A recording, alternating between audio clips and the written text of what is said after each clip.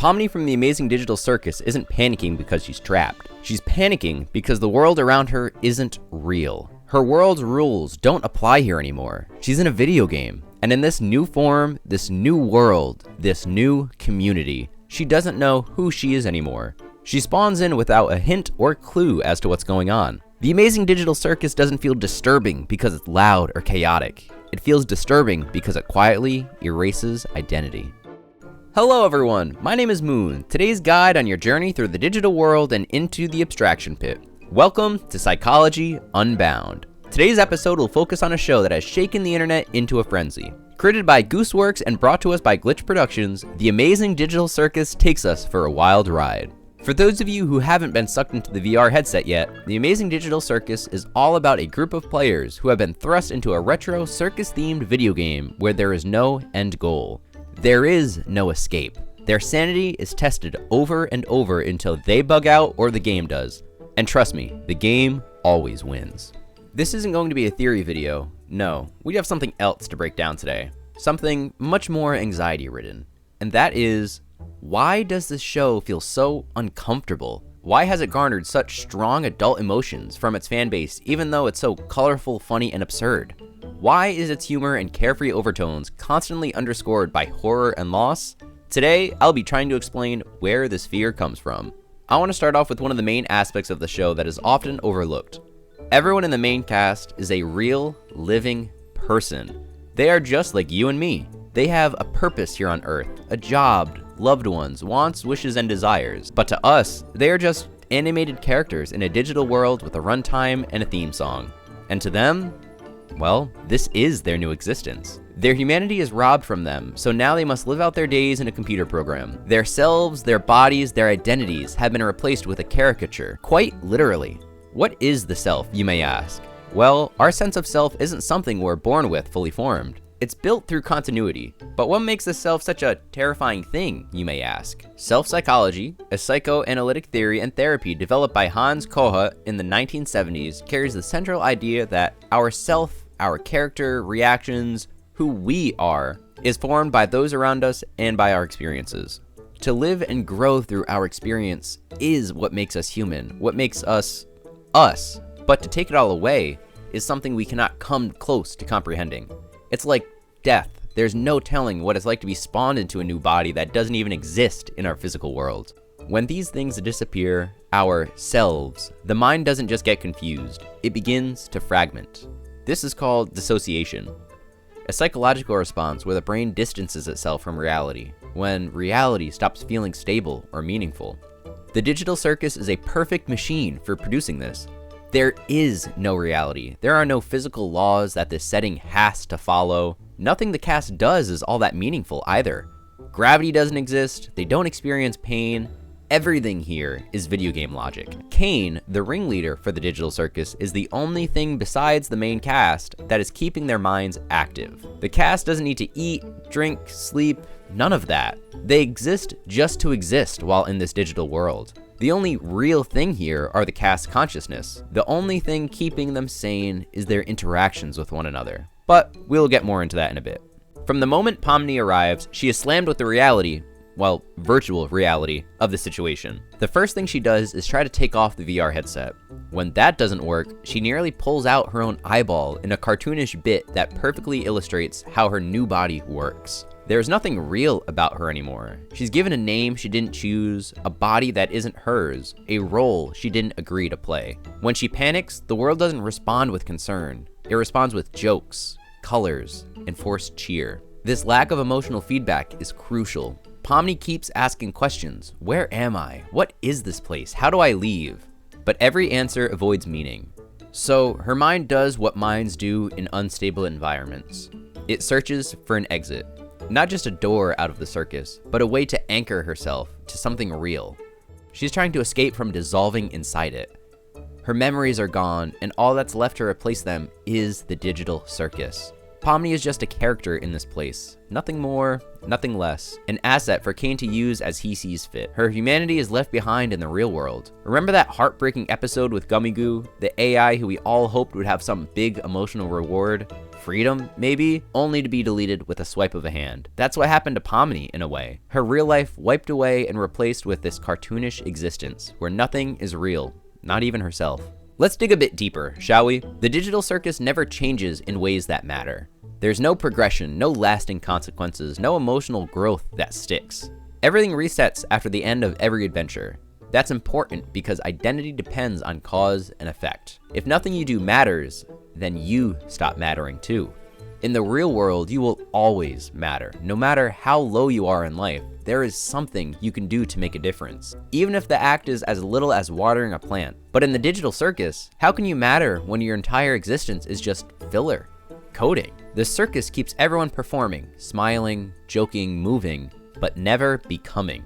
It's not chaos, it's stasis disguised as fun. Even Kane realizes this in a way. He has this dream of finding more about the macroverse space, our real world. But he can never learn or grow to complete this dream because he'll never get the data, the experience to experience the macroverse space. He's a piece of computer software. He can't live in the real world.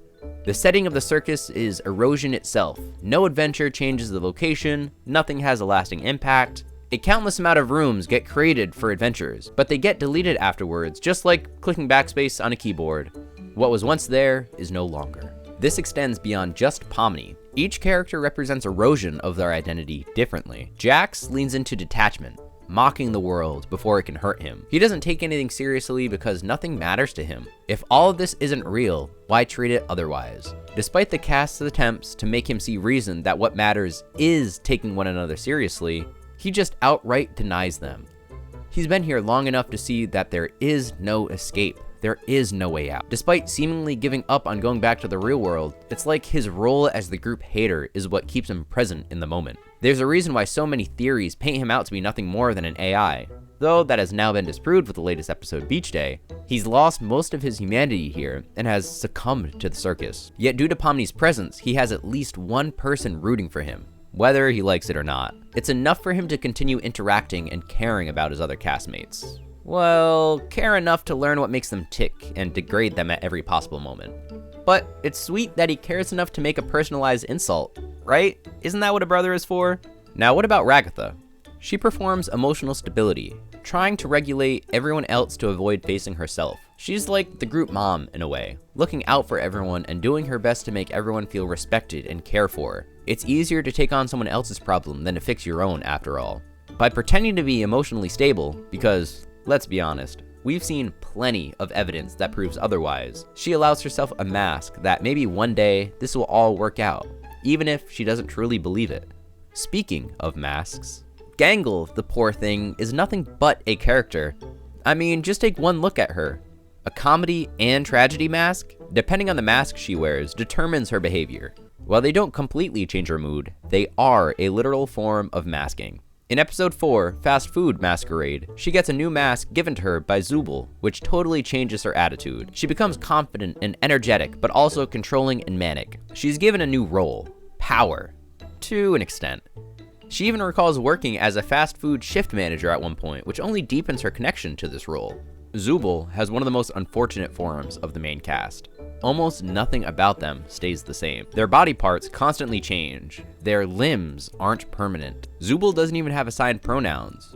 But is this because of the circus, or were they having their own identity crisis out in the real world? Zubul can represent dysphoria. They don't feel like their body is theirs. In the beach episode, Zubul is finally coming to terms with this about themselves, but it's still a learning process. How about the last of the main cast, Kinger? Well, he shows us the end result, a mind that's been exposed to meaninglessness for too long and has started to collapse inward. He's the local nutjob who says and does things without meaning. Everyone writes him off as a spiraling character who has outlived his mind. Eventually, he'll abstract. He's a ticking time bomb. But to Pomni, he's misunderstood. We see how conscious he really is only when he's in the dark. He might even be the smartest character in the entire show. He certainly has the most tragic backstory. Despite this, he's a constant comfort for the cast, defending Pomni from the Angel, being there for Ragatha in Candy Carrier Chaos, and They All Get Guns.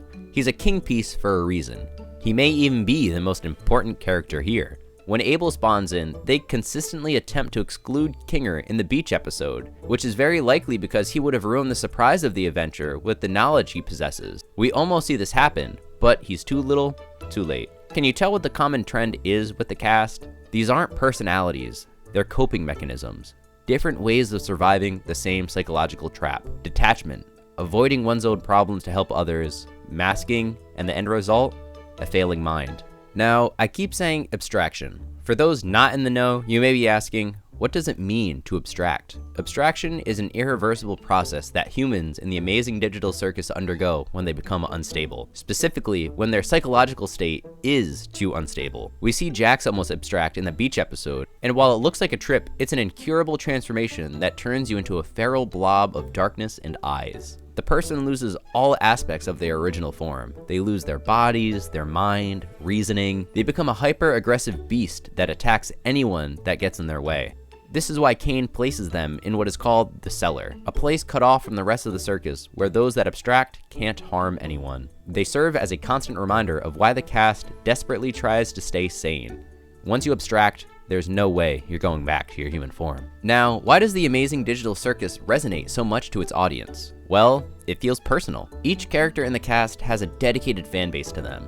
There's not one character in the show that doesn't get love from the audience. Bubbles, a side character, has their own army of fans. The mannequin NPCs even have their own following to them. So much so that one of them was made to be an integral part of an adventure devised by Kane. We can relate so much to this series because we're increasingly living in digital spaces where identity is performed, emotions are flattened, and reactions are automated, where you can exist constantly without feeling real at all.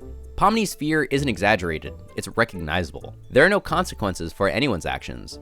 Jax straight up bullseyes a cast member in the face in the Guns episode without any second thought. While everyone is worried about the danger of this stunt, he doesn't think twice about lasting damage or anyone's feelings on the matter. This deadly game is turned into a fun round of laser tag. The damage in this world isn't physical, it's emotional. While you can't physically be put to death, only the cast themselves can go down that road by abstracting, which is purely a psychological game. How long can you stay sane during infinity? If the castmates were alone, well, this probably wouldn't last all that long. We've seen plenty of other abstracted characters, but what makes this cast so special? I'd argue it's their relationships with one another that is the crucial piece in keeping themselves from abstracting. Jax, the local outcast of the group, comes closest to abstracting because he feels so unlike everyone else. He's the outlier in the group who doesn't allow himself the connections between him and his fellow cast to grow. But what about Queenie? You would argue that Queenie and Kinger would have the strongest social relationship with one another. Why did she abstract and he didn't? That's because love is a powerful thing. It wouldn't be the happiest thing in your life if it can't be the worst thing that happens to you. Kinger hints to us in The Mystery of Mildenhall Manor. Sometimes it all just feels pointless. But it's not. Not if you have people who care about you. Good memories can do a lot. Hold on to them and cherish the people around you. You never know when they'll be gone. In this world, the worst thing you can do is make someone think they're not wanted or loved.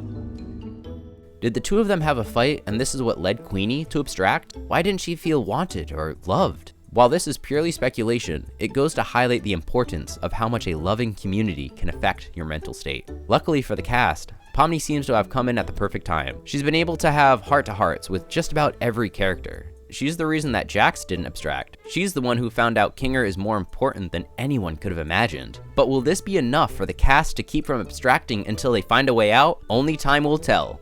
But don't you worry, time is meaningless here at the Amazing Digital Circus. Well, that's it everyone. The true horror of the digital circus isn't that the characters are trapped forever. It's that they are slowly losing their ability to remember who they were. And once identity disappears, escape doesn't mean freedom anymore.